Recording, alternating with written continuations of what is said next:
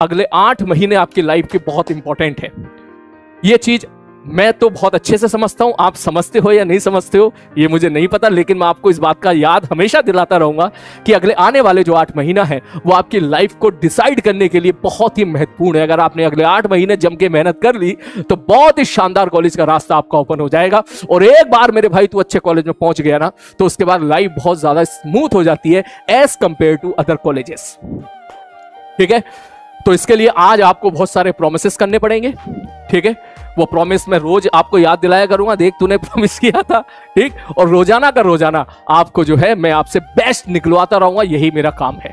ये बात मैंने पिछले साल भी बोली थी, आज भी बोल रहा हूं कि मेरे भाई आपको ज्ञान लेना है, ज्ञान देना नहीं है। तो पहला पॉइंट तो हमेशा अपने दिमाग में बैठा लेना कि आपको ज्ञान लेना है।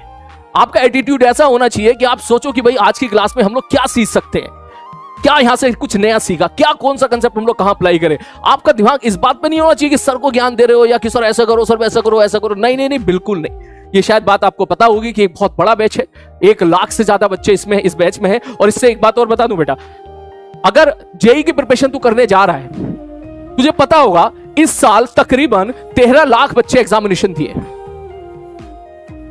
जेईई मेंस में, 13 से 14 लाख इस साल।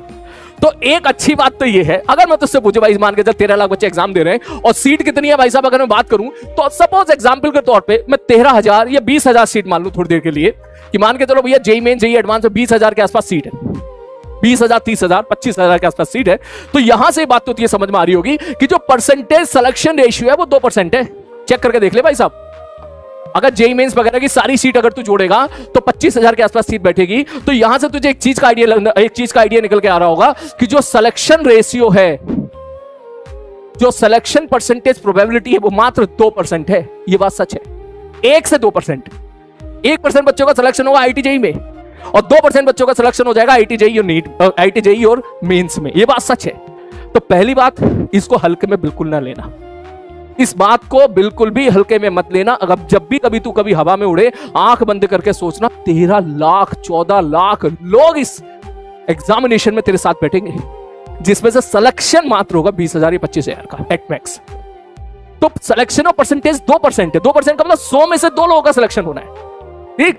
लेकिन तूने कहां एडमिशन ले लिया है, बोले सर हमने तो लक्ष्य में एडमिशन ले लिया है। मैंने कहा ठीक है भाई साहब, अगर तूने लक्ष्य में एडमिशन ले लिया है तो ये बात सच है, हंसना मत, देख मैं सही बात बता रहा हूं, मैं डाटा पे खेल रहा हूं पूरा, कि लक्ष्य में तकरीबन कितने बच्चे होंगे। बोले लक्ष्य बैच में तकरीबन होंगे 1 लाख से 1.5 लाख के आसपास बच्चे। और इसमें कितने बच्चों का सिलेक्शन होगा, बोले सर इसमें 1 से 1.5 लाख बच्चे होंगे, जिसमें से कम 10 से 15,000 बच्चों का सिलेक्शन होना है। यह बात सच है। इस साल भी हुआ है, पिछले साल भी हुआ था, इस साल तो और ज्यादा होगा। तो इसका मतलब अगर तू ध्यान से देखेगा तो यहां से लेके यहां तक, अब मैं तुझसे पूछूं परसेंटेज रेशियो बता दे, तो तू बोलेगा परसेंटेज रेशियो हो गया तेरा 10%। मतलब 2% से ऑलरेडी 10% की तरफ तू जंप मार चुका है।